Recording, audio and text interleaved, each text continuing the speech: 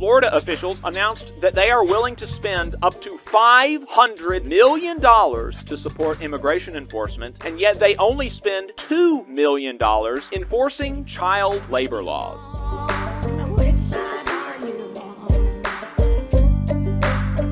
Without further ado, here's what workers in the U.S. South and the American colonies were up to from January the 24th to the 31st. In new union campaigns, the employer filed a petition to hold a union election after a majority of the 200 workers at Le Diplomat in Washington, D.C. demonstrated support for unionization with Unite Here Local 25. This restaurant appears to have joined St. Anselm and Pastis in rejecting voluntary recognition. Still no petitions at Rasici or Modena, where workers have also requested voluntary recognition. The workers are organizing rallies and marches to pressure the companies. 18 workers at Starbucks in St. Louis, Missouri filed a petition to hold a union election with Starbucks Workers United, as did 22 workers at another location in Katy, Texas. 150 workers at Transdev Services in Dallas, Texas filed a petition to hold a union election with the Amalgamated Transit Union, ATU Local 1338.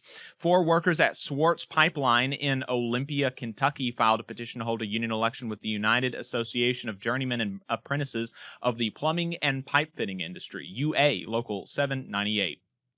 15 workers at the Richmond Electricians Joint Apprenticeship Training Committee in Richmond, Virginia, filed a petition to hold a union election with the IAMAW. 46 workers at KR Contracting in Washington, D.C. filed a petition to hold a union election with the United Government Security Officers of America, UGSOA Local 337. 19 workers at Johnson Controls Fire Protection in North Little Rock, Arkansas, filed a petition to hold a union election with UA's Road Sprinkler Fitter Local 669.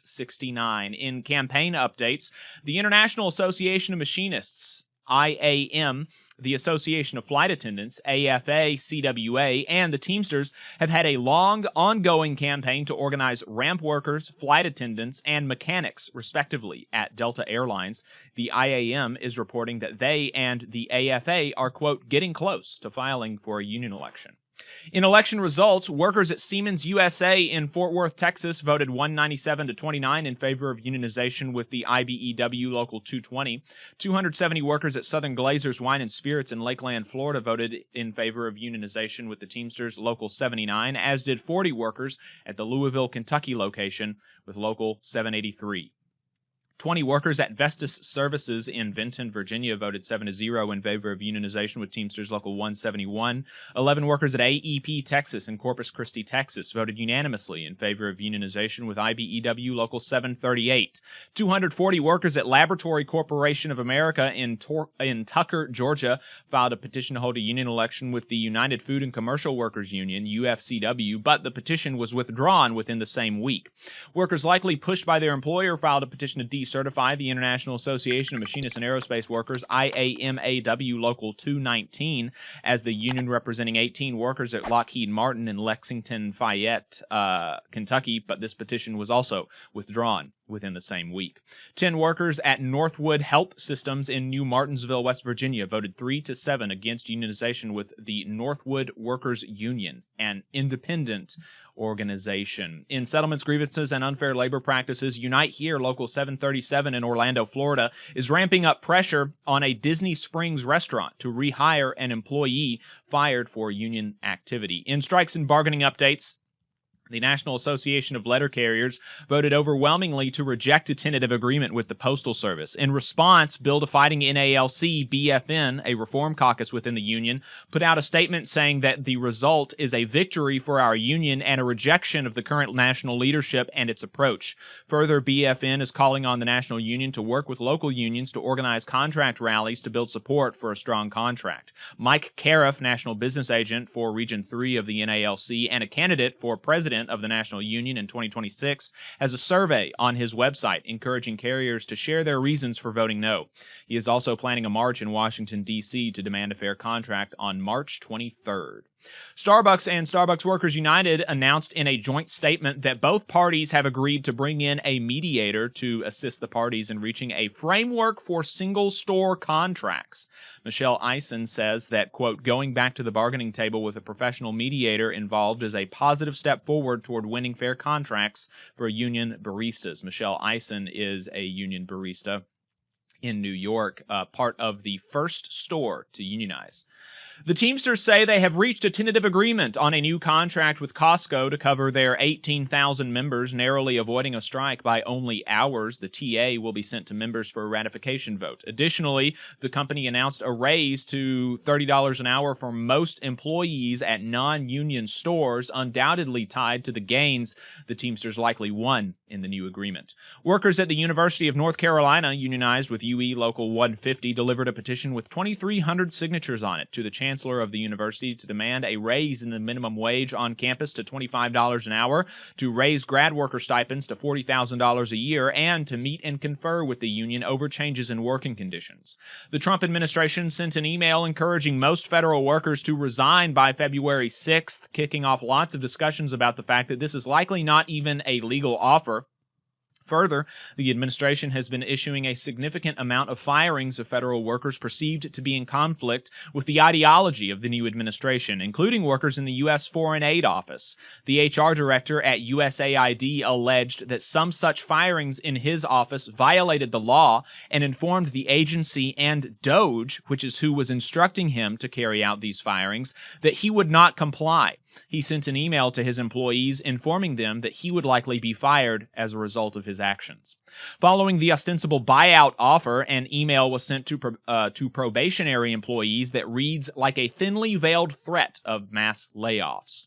Responding to the closure of DEIA offices and firing of personnel, AFGE has stated that, quote, the directive to review employment practices must comply with existing collective bargaining agreements. If agencies attempt to implement changes that conflict with collective bargaining agreements, locals should notify their districts, councils, and AFGE National. Locals are encouraged to comply and then file a grievance to uphold the negotiated terms. Hey, 5 seconds. Just wanted to say that this is only possible because of our donors. If you want to see more of this, then consider donating yourself at tvlr.fm/donate. In political and legislative updates, in an unexpected move, Trump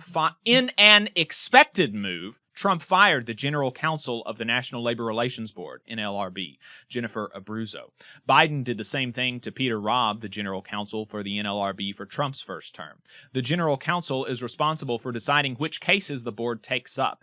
In an unexpected move, however, something that has never happened in the history of the country's nearly 100-year-old labor relations regime, and one which directly violates the National Labor Relations Act, Trump dismissed a sitting member of the board, Gwen Wilcox. This removal means that the board cannot meet because it no longer has a quorum, so it cannot decide cases.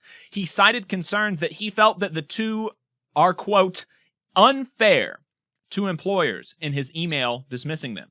Matt Brunig notes that the author of the email is not very familiar with the NLRB, Wilcox, or Abruzzo. It refers to both Abruzzo and Wilcox as, quote, members of the National Labor Relations Board multiple times. Only Wilcox is a board member. Abruzzo is the general counsel. It also refers to Wilcox and Abruzzo as, quote, commissioners multiple times. There is no commissioner role at the NLRB. In response to the firing of Wilcox and the OPM memo encouraging resignation, the union representing workers at the NLRB condemned the actions, ending with a meme saying, resign, fork, get about it. You get it? Because the subject of the email was fork in the road. Donald Trump issued another executive order saying, quote, union contracts executed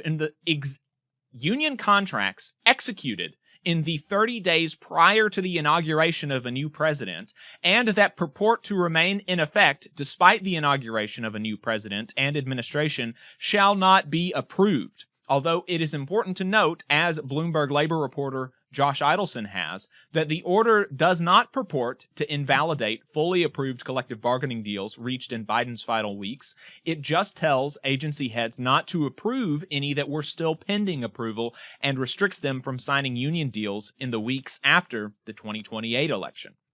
The business manager for IBEW Local 508 in Savannah, Georgia, has an op-ed out in the Savannah Morning News cautioning Congress and the Trump administration against killing investments in clean energy, particularly given the massive amounts of jobs that have been created in Georgia.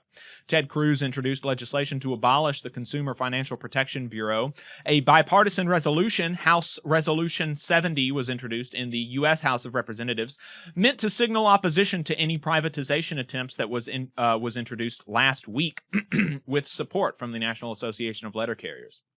Florida officials announced that they are willing to spend up to $500 million in public funds to support immigration enforcement, and yet they only spend $2 million enforcing child labor laws. In internal union affairs, in extremely depressing news, union density declined yet again in 2024, finally hitting the dreaded single digits. Today, only 9.9% of U.S. workers are union members. The AFL-CIO tried to put on a brave face in their release on the numbers, but Hamilton Nolan had a much more realistic take on his Substack, saying that this sucks and something has to change. If we missed anything, you can let us know at tvlr.fm/contact. I will note that this was an extremely condensed version of Last Week in Southern Labor. A full version of Last Week in Southern Labor will be sent out as a newsletter. You can subscribe at tvlr.fm. And many more things will be included. This was about half of the things that we included in the newsletter, but we can only get to so much of it. So anyway, if we missed anything important, though, let us know, tvlr.fm/contact. You just saw a clip from the Valley Labor Report. We are live every Saturday morning from 9:30 a.m. till 12:30 p.m. And we pride ourselves on keeping all of our content free to everybody so that we can talk to as many working folks as possible. If you support the work that we're doing, you think that it's important, you think that it's good, then consider making a monthly contribution to the project, and you can do that on our website, tvlr.fm.